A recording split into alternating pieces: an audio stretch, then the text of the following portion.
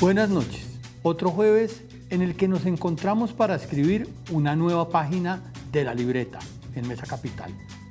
A todos los que se conectan a esta hora de la noche, gracias por acompañarnos.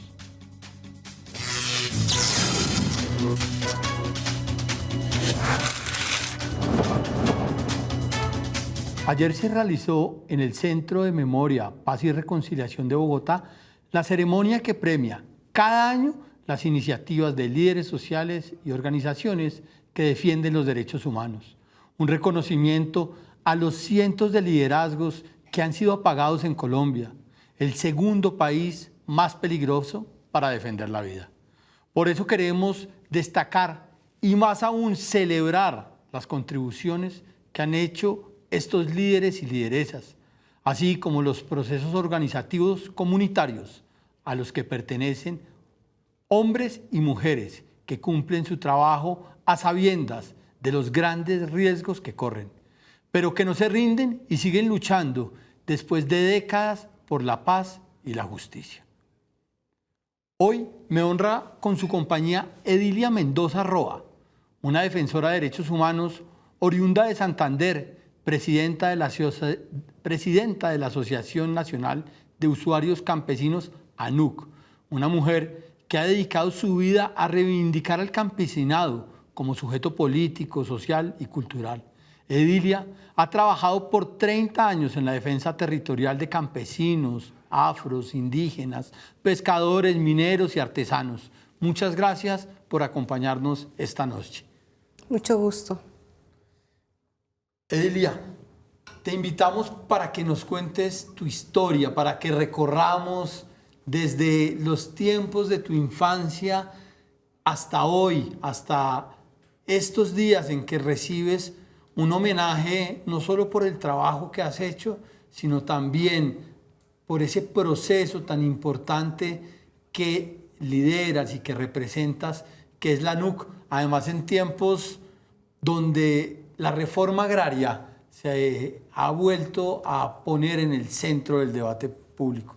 Y quisiera que me contaras un poco cómo recibiste este premio, cuáles son esas sensaciones que hoy te atraviesan después de haber sido galardonada con el premio más importante de esa categoría, que es el premio a toda una vida. Bueno, yo soy Edilia Mendoza, yo soy de Santander. Mi infancia la estuve en la mesa en Los Santos, Santander, en el municipio de Los Santos, Santander, y a la edad de 14 años yo me trasladé a estudiar a Barranca Bermeja, al Colegio Camilo, y ahí inicié mi actividad estudiantil, mi coordinación estudiantil, y bueno, cuando me gradué, nosotros teníamos un relacionamiento con los sindicatos palmeros del Cesar y ellos me invitaron a una movilización campesina. Entonces, en esa movilización campesina, eso fue en Pueblo Nuevo Cesar, en el municipio de Pelaya, y entonces ahí empezamos como que me picó el tema del movimiento campesino, agrario. Aunque era muy amigo de los sindicatos y ayudaba, me fui más por el área campesina, con las mujeres, estaban los pescadores allá también y bueno, algunos desplazados. Y me vinculé con ellos en 1983, pues participé en esa movilización. Fue la primera vez que también me golpearon físicamente. Un policía me golpeó y me cortó la pierna derecha con un bolillo y una puntilla, pero yo seguí caminando, sangrando, ahí duré varios días sangrando. Y ahí estuve como escuchando a los líderes, a las lideresas, a los pescadores, y regresé a Barranca Bermeja y ahí me vinculé a la Asociación Municipal de Usuarios Campesinos y bueno, fui la secretaria durante un tiempo y luego hicimos un trabajo de coordinación, de articulación. En ese momento Barranca Bermeja era el epicentro social del país, el epicentro político, y entonces la organización convocó a la reunificación. Nosotros somos la NU Línea Sincelejo, y entonces a partir de ese momento empezamos a coordinar. Pues yo era muy joven, teníamos que trasladarnos de Barranca Bermeja a Cauca hacia Antioquia, tuvimos que irnos en tren, duramos más de un día para llegar allí y luego, bueno, entrar a esas comisiones y empezar los debates y conocer los líderes y las lideresas en el ámbito de las diversas áreas de trabajo que la Organización Campesina Nacional había tramitado y un poco me llamó la atención el tema de educación popular, lo agrario y lo de mujeres. Eso fue como un poco... El gancho. El gancho. ¿Quiénes eran tus padres o quiénes son? No, mis padres fueron.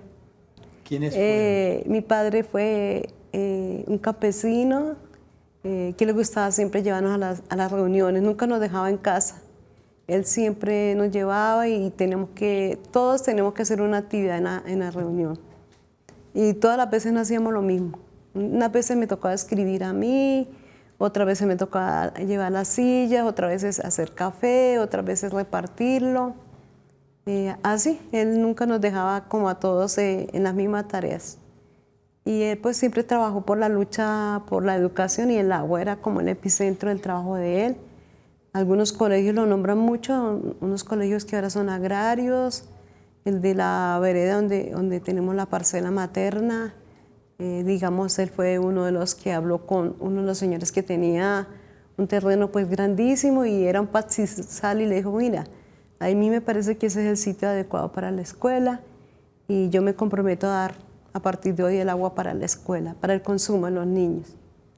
Entonces mi papá siempre nos dijo que eso era una de las tareas que teníamos que, a veces nos tocaba hacer cartas a la gobernación y tramitar todo eso. Y mi madre, una mujer solidaria, una mujer lectora, poeta, siempre ayudó a mucha gente. Y entonces nos enseñó el tema de la solidaridad, el respeto. Pues mi padre nunca permitió alzarle la voz ni nada a mi madre, siempre era como el respeto a ellos dos era un tema sagrado.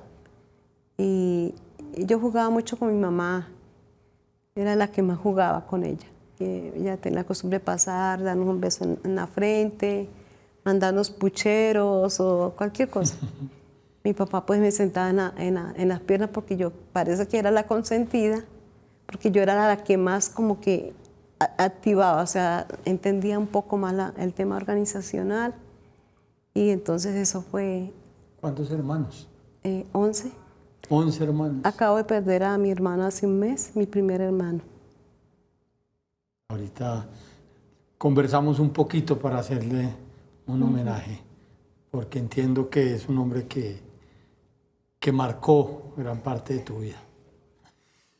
Y entonces a los 14 años llegas al Magdalena Medio y encuentras en el año 80, ¿qué pasaba en el Magdalena Medio? Bueno, un poco entendía que había un conflicto social y armado en la región y de todas maneras, pues nosotros los estudiantes un poco en la movilización y así pudimos pues ya en la asociación empezar como esos diálogos con la Procuraduría Agraria de la región por todos estos temas de la lucha agraria, las detenciones, las movilizaciones.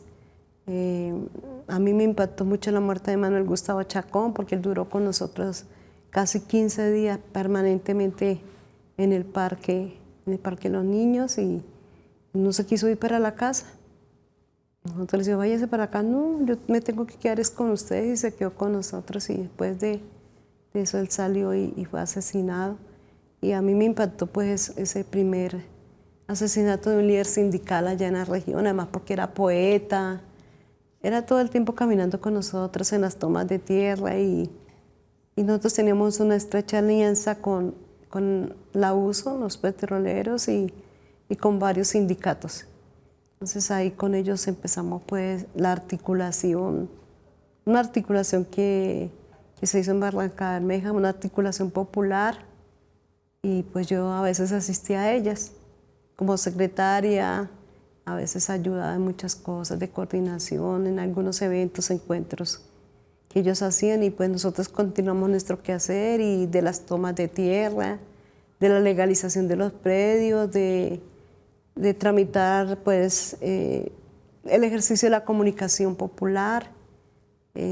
Construimos el primer periódico de Hacha y Macheta, lo construimos en el Magdalena Medio, y pues yo era la encargada de escribir y siempre decía de picar el stencil para que saliera la palabra, y a veces hacía los dibujos o lo hacía otro creativo, y así fuimos como capacitándonos y sacamos el periódico Hacha y Macheta, que nació en el Magdalena Medio. Hacha y Macheta. Machete. Machete. Has hablado de que, o has querido dejar claro que hay una línea a la que ustedes pertenecen, que es la línea Sincelejo. Cuéntale a la gente de dónde viene esa línea Sincelejo y qué es la diferencia de la línea Armenia. Porque aquí hay un contexto histórico para todos la audiencia que es importante, y que es el surgimiento, además, en el pasado intento de reforma agraria en el año 70, empieza a haber también un movimiento de toma de tierras, de recuperaciones, en otros términos, y ahí también empieza a crecer la NUC, que se funda en el 71 o 72 se funda. 71. En el 71, y aquí nace, y en un momento se divide. Cuéntale a la gente un poco. Bueno, lo que me cuentan los líderes. Lo que cuentan los viejos, exacto. Sí, ellos hablan de la creación de un movimiento que dependía del gobierno, y hubo un momento en que ellos decidieron ser autónomos y se convocaron a dos espacios, uno hacia Armenia, el otro hacia Sincelejo, y hicieron los encuentros respectivos. Poco hablamos de la línea, nosotros le decimos la línea oficial, y la línea Sincelejo, pues la multidiversidad de opciones políticas, de pensamiento político en Sucre, que era en ese momento fue el epicentro de esa línea Sincelejo, que tuvo alrededor de 7 sectores diversos. Por ejemplo, el SECA, 21 de febrero A, 21 de febrero B, y así sucesivamente, línea Sincelejo, y los compañeros de Tomala Sucre, digamos, ellos fueron los que un poco más lideraron ese ejercicio de la autonomía, de la organización, de no depender ni de ONG, ni del gobierno, ni de nadie, sino que la autonomía era como el epicentro, la lucha por la tierra, y con el tiempo fuimos cambiando el eslogan un poco, la lucha por la tierra por quien la defiende y la protege. Digamos, ya con el tiempo en estas 3 décadas hemos venido avanzando un poco en la conceptualización de estos conceptos de la importancia. Siempre, pues claro, éramos la línea rebelde, el gobierno nunca nos quiso reconocer, pero el movimiento campesino siempre dijo, nos vamos a llamar ANU, y en el 85 que hicimos el encuentro en Caucasia, determinamos hacer un congreso acá en Bogotá en 1987, al cual ya participé, pero ya venía como delegada de una junta municipal y regional hacia el Congreso Nacional en 1987. En agosto de 1987 oficializamos a nuestra organización, le dijimos al gobierno y al mundo que nosotros éramos esa ANU, Unidad y Reconstrucción, y que nuestra batalla siempre sería con este nombre, independiente de que nos reconocieran legalmente o no. El gobierno no quiso reconocer que tenía más hijos rebeldes, y que de la ANU nacieron 8 procesos más diferentes. Dentro de eso está el CRID, AMUSI, y bueno, muchas otras organizaciones que nacieron de ahí. Pero los primeros rebeldes fuimos la ANU, Línea Sincelejo. Un gran honor, porque es una organización autónoma, siempre la hemos mantenido en sentido horizontal, hemos tratado lo máximo de no tener una estructura vertical, sino una estructura horizontal donde todos los directivos o directivas mantenemos pues una autoridad sobre responsabilidades de las áreas de trabajo. Entonces, a mí me dieron la responsabilidad del área agraria y, claro, el tema de las tierras, pues me concentré en dos áreas, un poco en mujeres y en la lucha por la tierra, en la legalización, formalización y las tomas. Algo de esto habló Edilia ayer cuando recibió el premio a toda una vida. Veamos qué fue lo que dijo y volvemos para conversar con ella y que nos cuente. Esta experiencia, este quehacer de tantos años fue fruto de los genes de mis padres y también que aquí está presente mi hermano Toño, quien me enseñó el trabajo del movimiento campesino. Y entonces me enamoré en 1983 y participando en una movilización pues tuve mi primer golpe físico. El policía me cortó la pierna con un bolillo que tenía una puntilla y yo todo el tiempo de la movilización estuve sangrando y entonces yo dije, esto vale la pena vivirlo. El movimiento campesino mundial fue una ilusión, un sueño, y uno de mis mayores sueños fue la construcción de los derechos de campesinos y campesinas en el mundo. Pero igualmente en Colombia, la lucha por las mujeres rurales, las campesinas, mis mayores afectos a las pescadoras de Colombia y del mundo, y a todas las mujeres indígenas, y hablo con quien son también mis cómplices, mis compañeras de caminos. Y de esos cómplices, es que le quiero preguntar, ¿qué representa Toño y quién es? Bueno, mi hermano Antonio es un líder campesino de los años 80. Él siempre estuvo vinculado y se movilizaba mucho por varios departamentos, la costa Caribe, el Magdalena Medio, ayudó a construir organizaciones en Arauca, en varias regiones del país y bueno, a pesar de haberse retirado, ahora nuevamente vuelve a la organización a ayudar a reactivarla después de muchos tiempos de persecución, de detenciones de líderes, la gente creyó que la organización se había acabado y en todo este tiempo pues estuvimos exiliados, mucha gente que pasó por la organización y yo fui la que me quedé, batallando alrededor de 10 intentos de división, donde la izquierda y bueno, el gobierno y todo el mundo quería intervenir en nuestra organización y siempre me opuse porque lo aprendí de ellos, de que la autonomía era lo central de una organización campesina.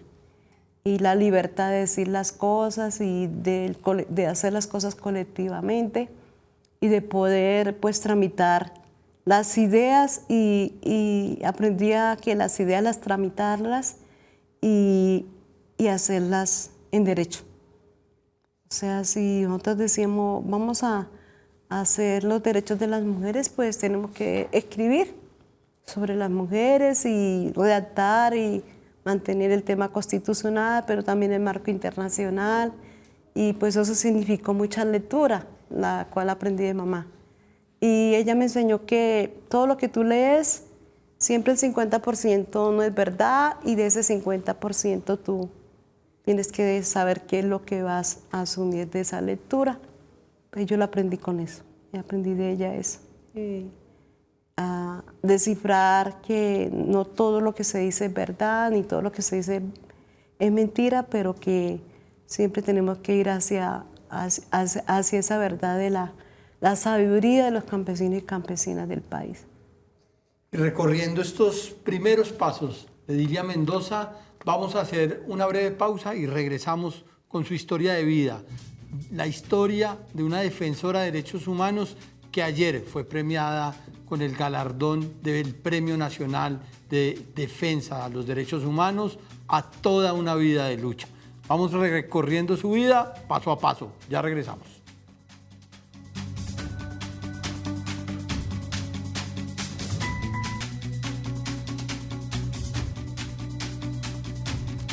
Y regresamos a la libreta, hoy haciéndole un homenaje a Edilia Mendoza, que fue galardonada ayer con el premio a toda una vida a la defensa de derechos humanos. Y nos quedamos en la segunda mitad de la década de los 80.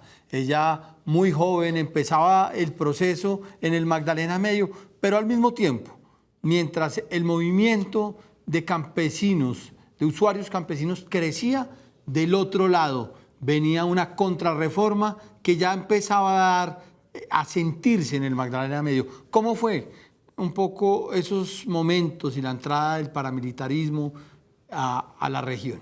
En esa época llegó a Colombia el israelí, el que vino a preparar a las primeras grupos paramilitares en la región, por los lados de Barranca Bermeja, y eso impactó en las comunidades porque hubo un desplazamiento inmenso, en el cual pues, nos tuvimos que movilizar como organización. Y ahí entonces se da el primer encuentro por la guerra sucia, el primer encuentro de víctimas por la guerra sucia. Teníamos que buscar una alternativa para poder proteger a nuestros compañeros y compañeras y sobre todo a los niños, a las mujeres embarazadas. Y constituimos con el padre Giraldo el primer albergue campesino. Padre Javier Giraldo, a quien hemos tenido en este programa también. Sí, y bueno, conseguimos unos apoyos para hacer ese albergue campesino. Pues se constituyeron los grupos de trabajo, unas se dedicaron a hacer pinturas, pues otras se dedicaron pues, a muchas cosas que somos de la lectura, del ejercicio de no copiar, o sea, que todos hagamos la misma tarea. No, múltiples tareas y la rotación de las tareas. Entonces unas cocinaban, otras buscaban leña, otras buscaban los alimentos, otras hacían gestión, otras escribían, otras pintaban, otras ayudaban con los niños, otras les enseñaban a los niños y bueno, tramitar todo esto, pero al poco tiempo el grupo paramilitar se apropió y se apropió de este albergue y tuvimos que irnos de ahí. ¿Llegaron armados al albergue? Sí, a disparar y a sacar pues a estos líderes.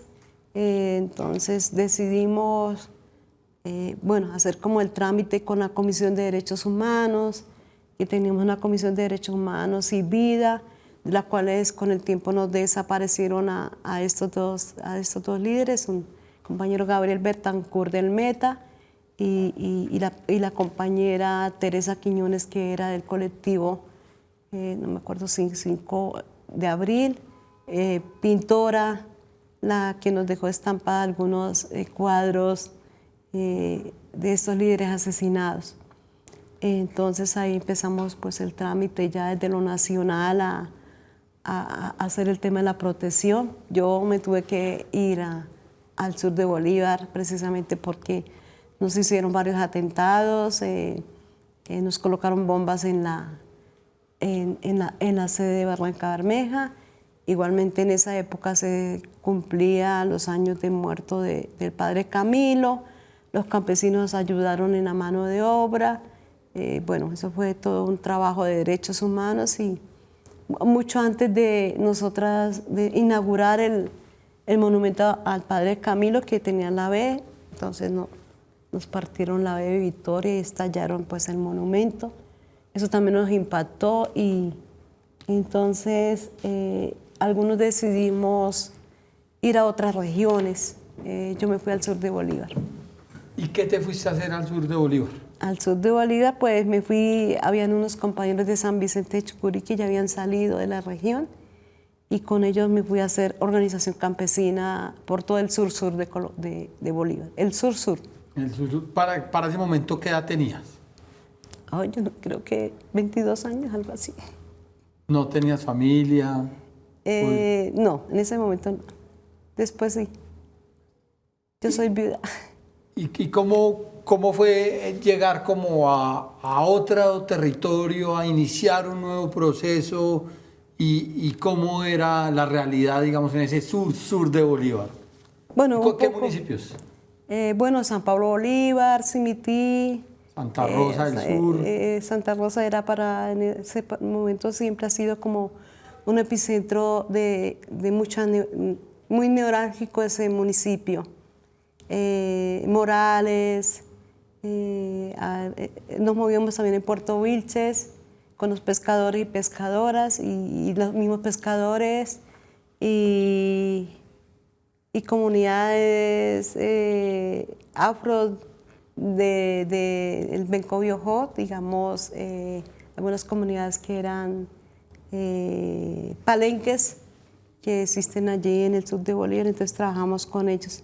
Pero para mí el primer impacto fue que me llevaron a un corregimiento que se llama Pozo Azul y había pasado el 7 de septiembre de 1986, había pasado una masacre de 7 campesinos. A mí pues supieron que yo había llegado de Barranca Bermeja, que era defensora de derechos humanos y me hicieron ir al parque y llegaron toda el caserío y bueno, aquí están los compañeros de la nube, pues ahora ustedes, a partir de ahora, ustedes son los encargados de protegernos y nosotros quedamos así como así. Dijo, ¿y usted? Usted se va a encargar de defender los campesinos y las campesinas en cualquier lugar del mundo. Pero yo no creí que eso fuera algún día a convertirse en una realidad, de llegar pues a Naciones Unidas a construir esos verdaderos derechos. O sea, el sur de Bolívar para mí fue mi escuela, porque allá estuve 17 años, moviéndome entre el sur hasta Magangué, toda esa región, el Banco, también el Magdalena. El Cesar me movía mucho por Magdalena, Cesar. Pues me alejé un poco de Santander, pero digamos me movía mucho por el río. Por el río hacia el Caribe. Sí, por Morales y todo eso. ¿Y qué pasaba en materia de conflicto armado ahí en esa región? Bueno, llegaron allá también los grupos ilegales, allá pues se movía un poco el ELN y la FARC, digamos en algunos escenarios, pero nosotros pues siempre el tema de la autonomía, las movilizaciones que hicimos en Ferria hacia Cartagena, que duramos 15 días, digamos, para ir y llegar, porque nos tocaba movernos por el agua. Y nosotros para ir de San Pablo, la capital, pues nos toca pasar por otros departamentos y nos queda más fácil ir a Barranca Bermeja o a Bucaramanga, a hacer el epicentro de nuestra labor. Y ahí pues vinieron las primeras movilizaciones, vinieron primero una área que a mí me gusta mucho, que es la salud, y a mí me encomendaron que cuidara a unos niños que tenían un poco de granos y que nadie los quería atender. Dile, bueno, así esté en la comisión de trabajo, te toca atenderlos a ellos. Entonces hacer gestión ante el hospital y hacer una atención.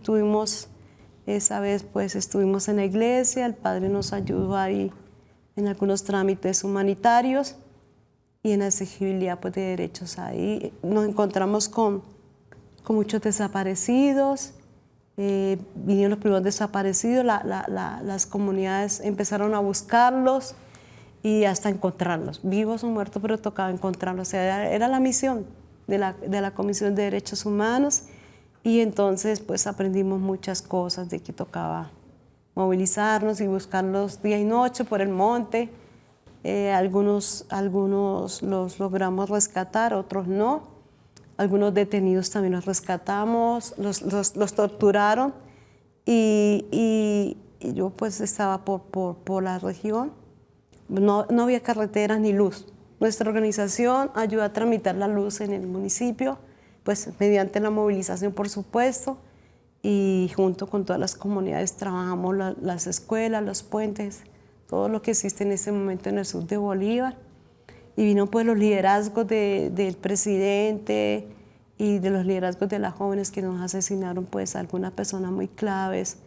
Por ejemplo, Parmenio Poveda, que fue el primer presidente de la AMU, y recuerdo a Doris Vidales, que era una joven muy frentera, le gustaba la velocidad y bueno, a ella le gustaba mucho todo el trabajo de poder tramitar lo de la juventud, las cosas de los jóvenes. Siempre hablaba de los jóvenes, de las mujeres, de los derechos, entonces nos interesaba. Y en esa mesa de trabajo tuvimos a los mineros, a los artesanos, a todo el mundo. Y un compañero de Sucre dijo, bueno, ¿por qué no entra la policía si ustedes son hijos de nosotros? Y ustedes como que también tienen derechos. Bueno, ¿qué pliego también tienen ustedes? Y aquí lo negociamos. Entonces ellos ni cortó, bueno, vayan y les damos 2 o 3 horas para que hagan un pliego. Y entonces llegó la policía ahí con un pliego y se lo colocamos al gobierno. Fue el primer pliego, digamos, en la región de la policía, de los derechos de ellos que también. Nunca habían hablado No. para pedir derechos. No. Entonces lo hicimos y bueno, si cada uno de los que participamos en la mesa teníamos que tener al lado, bueno, el minero tenía pues el código minero, otros teníamos la constitución política, yo tenía todo el tema agrario y así, o sea, nos repartíamos y hablábamos con argumentos políticos, exigibilidad, pero con la constitución a bordo y la ley a bordo. ¿Qué le pasó a Parmenio Poveda? ¿Cómo es la historia de él? Parmenio Poveda fue un campesino del Quindío que tuvo que caminar por varias regiones del país, fue desplazado varias veces, amenazado. Él estuvo, pues sus documentos los sacó en Pacho, Cundinamarca. Él nunca pudo ir a Pacho, Cundinamarca a ir a buscar sus papeles, lo hice yo. Y cuando yo le entregué los papeles a él, lo asesinaron. ¿Lo asesinaron recién recibidos los papeles? Sí, los papeles de él, de identidad. Él tenía una cédula antigua, pero yo fui a rescatar un documento a mi hermano Toño, quien tenía un relacionamiento con los camioneros y se dedicó pues también a otra área de la electrónica, entonces con él fue que me ayudó a coordinar con los transportadores la ida y salida de este municipio que también la vi verde para rescatarla. Sí, la vi verde, ahí vi cómo los hombres armados estaban ahí en el municipio y yo me movía para un lado y otro y me dijeron, aquí vinieron a buscarla y yo me movía para un lado y otro. Entonces, Parmenio se hizo el primer presidente, pero antes de eso nosotros fuimos detenidos porque había un lote de la Casa Campesina y en el gobierno de Vicente Guaitero, que era alguien de la UPED, nosotros dijimos que esta es nuestra Casa Campesina, esto no es un basurero, este no es el basurero del pueblo. Y entonces le dijimos que fueran a recoger la basura, no quisieron ir, entonces nosotros la llevamos para el parque. Y nos echó la policía, el ejército y fuimos detenidos. Y ahí la gente nos defendió y nos sacó. Y después vinieron detenciones de algunas personas que yo no conocía. Su esposa me dijo, mira, está detenido mi esposo, él no ha salido de ahí. Y entonces la organización campesina se quedó ese mes y medio, día y noche, vigilando. Yo cuando entré a buscarlo, yo lo sentía, yo decía, él no ha salido, yo le preguntaba a los detenidos, yo no lo conozco a él, pero ¿dónde? No, lo trasladaron, está, si tú lo vieras, eso está, la piel, eso, los ojos, no tiene ojos, está súper torturado. Y entonces dijimos, bueno, yo hablaba, él medio escuchaba mi voz y decía, yo quiero ver la mujer de los pantalones. O sea, quien me cansaba como ver la parte de abajo. Que yo, o sea, escuchaba mi voz, pero me miraba, era como los pies, como eso. Él decía que yo quiero que esa señora que veo de los pantalones me defienda, me busque y me haga volver con mi familia. Y nosotros le dimos un ultimato al municipio y a la policía de que él estaba ahí y le dijimos a la Defensoría del Pueblo. Nosotros nos movíamos mucho en Barranca Bermeja, pedimos apoyo a la Defensoría del Pueblo, a las organizaciones hermanas y colocamos un plazo. Y dijimos, si el viernes ustedes no nos entregan a él esto, el pueblo se va a rebotar. Entonces llamaron al médico y lo pulieron un poquito, pero yo no lo alcancé a ver, sino lo vi ya. A él le dijeron, bueno, escoja en cuál bolsita quieres irte, en la verde, en la roja o en la negra. Cuando se empezó a hablar en las bolsas, esas de colores. Y sí, el viernes. Yo era muy fuerte en la exigibilidad. Entonces nos entregaron, pero no a nosotros, sino a la Defensoría del Pueblo. Y después, como a los 3 o 4 meses, pues yo no sabía quién era. Estábamos en una reunión en el sur de Bolívar, ahí con las mujeres, y él apareció. Y él decía, y entonces cuando entró decía, oye, esa es la voz que me hablaba. Te reconoció de Esa una. es la voz que me hablaba. Y me dijo, ay, usted era la mujer de los pantalones. Así me colocó y sí. Entonces dijimos, vale la pena la defensa de los derechos humanos, la persistencia, el cirilí, el sentir en nuestro cuerpo de que la persona está viva, de que hay que buscarla, de que hay esa gran necesidad de que su familia la recupere. Y bueno, esos fueron muchos ejercicios que hicimos de derechos humanos en el municipio, solo en el municipio, y después pues lo hicimos con otros municipios igualmente. Cuando termina la década de los 80 y viene, digamos, este año 90 tan sangriento con el asesinato de los 3 candidatos presidenciales, que le da paso pues al gobierno de César Gaviria y finalmente a la Constitución. ¿Qué ocurrió en tu vida en ese tránsito? Bueno, ¿Y cómo participaste de la constituyente? En esos días nosotros el movimiento campesino no participó mucho en la Constitución, porque éramos el movimiento más perseguido, las organizaciones campesinas. Y nosotros como organización, en algunos momentos pues construimos algunas recuperaciones de tierra. Y una de esas recuperaciones de tierra se llamó la Pardo Leal. Pardo Leal, en homenaje pues a él, nosotros siempre colocamos algunas, sobre todo Sucre tiene esa capacidad de reivindicar países y reivindicar luchas, y sus predios o llevan sus nombres de las asociaciones, llevan estos nombres. Y bueno, recuerdo a la Pardo Leal porque tocaba pasar en una garrocha con un lazo grueso, y me decía, no mire para abajo porque caes al río Sogamoso. Pasábamos al otro lado, y entonces ahí pues se conformó esa comunidad, Pardo Leal. Y bueno, alguna vez mencionamos, si alguna vez ustedes son desplazados, despojados de esto, se estaba ya proyectando lo de Hidrosogamoso ahí en esa región, La Putana, Tienda Nueva, La Flor. Son comunidades muy cerca a Hidrosogamoso, de las cuales pues nosotros como organización participamos en la constitución de esas comunidades. Moscú también, una vereda que se llama Moscú, y entonces ahí todo eso nos impactó. Nosotros pues en ese tiempo sucedió también un caso, estábamos en un encuentro de mujeres en Sucre, en Chocho Sucre, donde hace unos días hubo unos desaparecidos. Nosotros allá en un encuentro nacional de mujeres de la organización fuimos detenidas. A todas nos detuvieron y nos metieron panfletos del ELN de 10 años antes.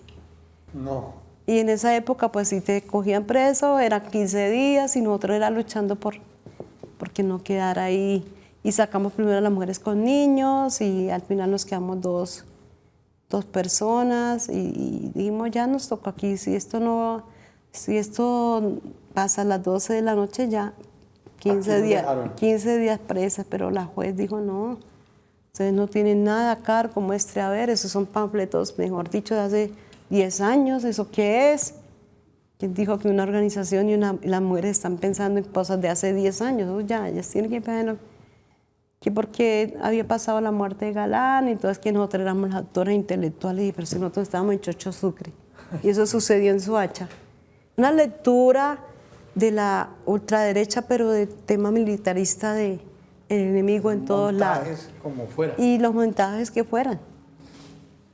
Pues con este tramo de la vida de Edilia que nos recorremos los años 80 y los años 90 de la mujer con los pantalones bien puestos, como como le dijo uno de los compañeros a quien ayudó.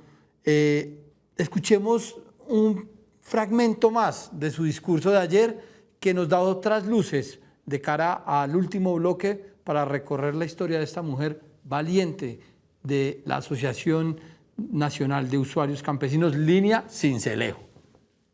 Un saludo especial desde mi corazón y desde mi alma. Agradecerle a mi familia, a mis padres y a mi hermano Luis, que así me lo perdí.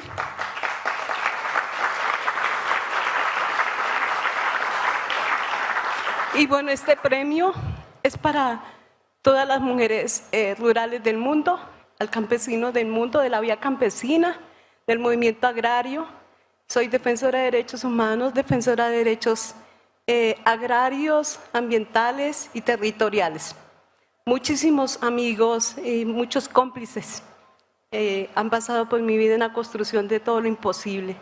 Siempre he trabajado lo imposible. Cuando a mí me dicen, no, eso no es posible, me persino siempre en esa tarea de lo imposible.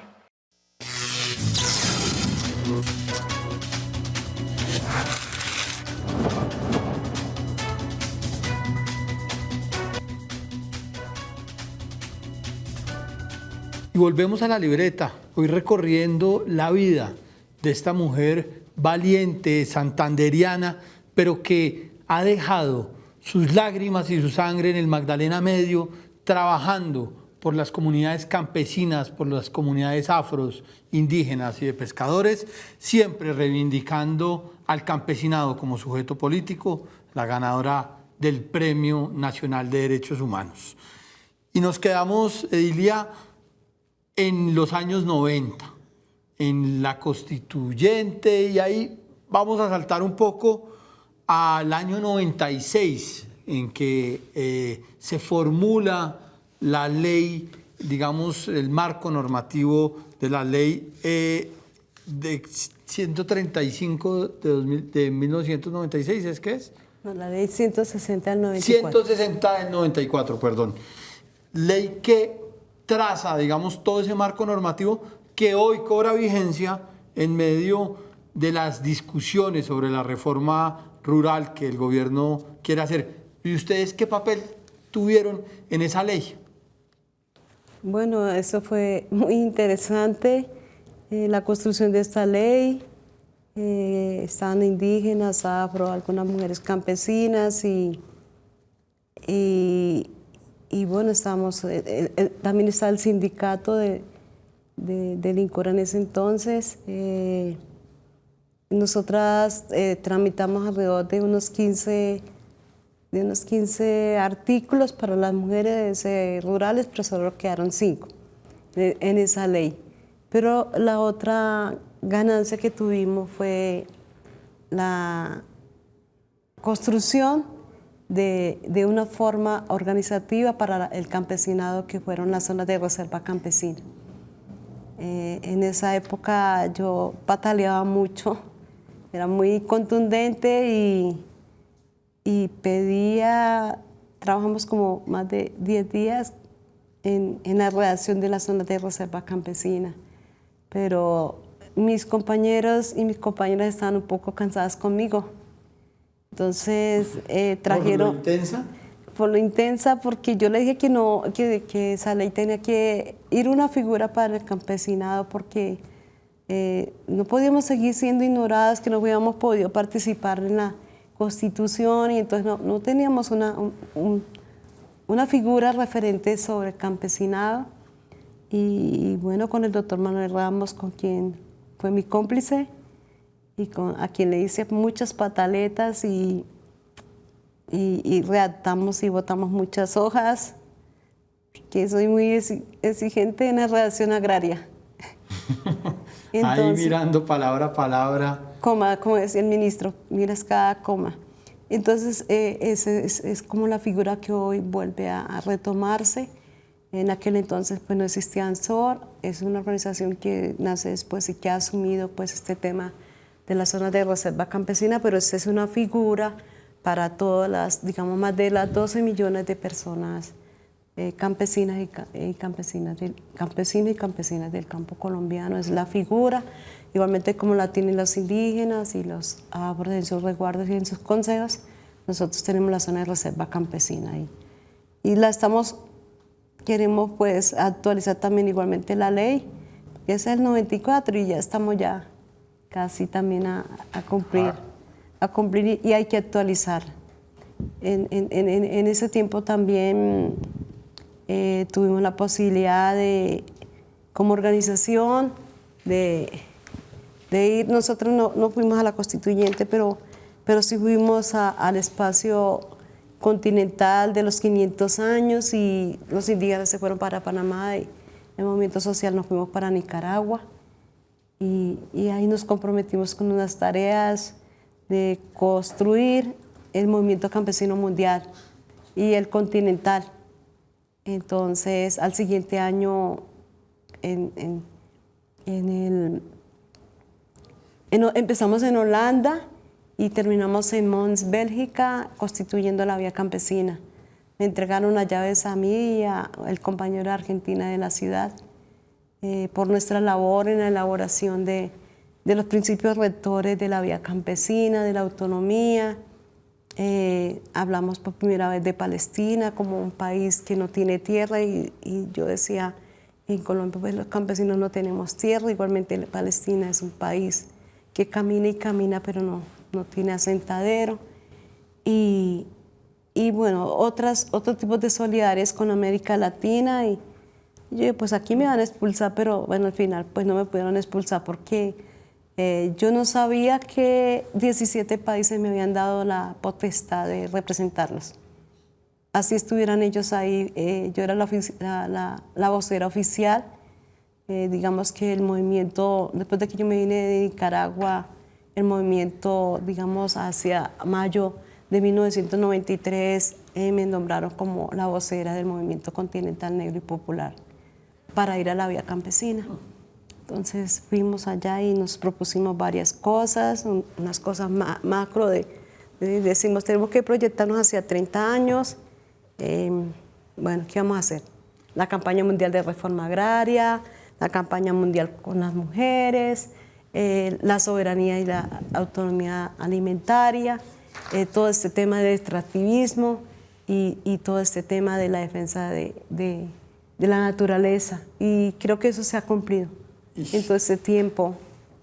Pues tremenda gesta han librado. Eliana, en los 3 minuticos que nos quedan, quiero que nos cuentes un poco qué de lo que está ocurriendo hoy, que también hay tomas de tierras, que también hay un avance del movimiento campesino, del movimiento agrario, del movimiento indígena, ¿qué se parece a los anteriores momentos? Porque también, y que hay que advertir, porque en cada intento de avance de los movimientos populares también ha habido una arremetida y una contrarreforma.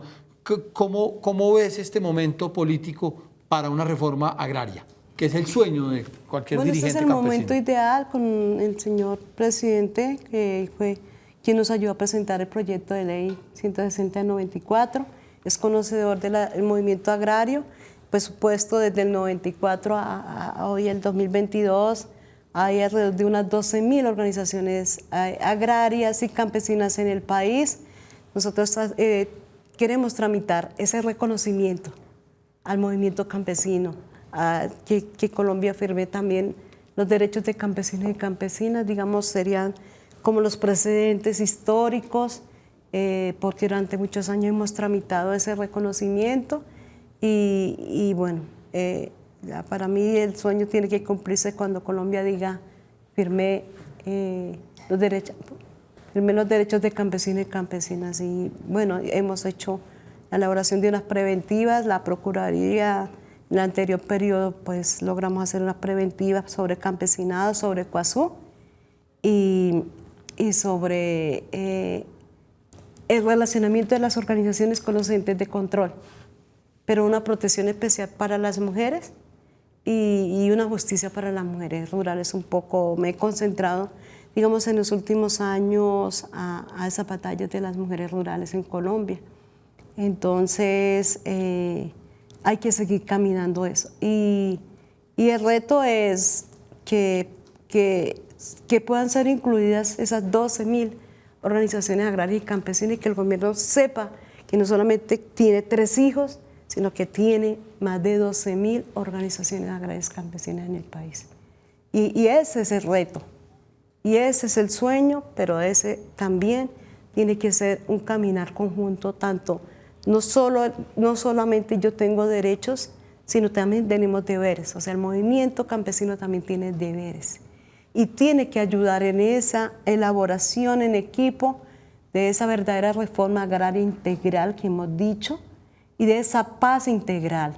No podemos hablar todavía, como el mensaje que me han dado esta mañana, no podemos hablar de una paz total, porque la paz total viene ya cuando todos los colombianos y colombianas digan, cese la violencia absolutamente a todo.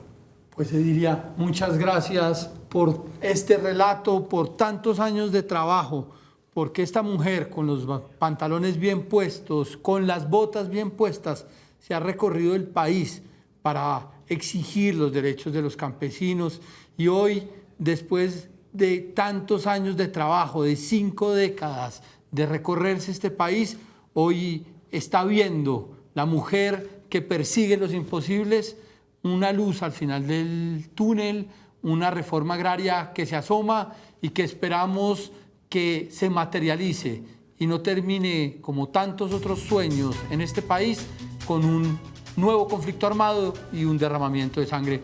Muy buenas noches y mil gracias a todos y a Edilia por todo este trabajo.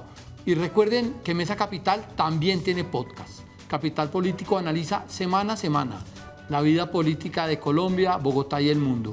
Busque este y otros podcasts entre las producciones de Capital Sonoro, el área de contenidos de este sistema.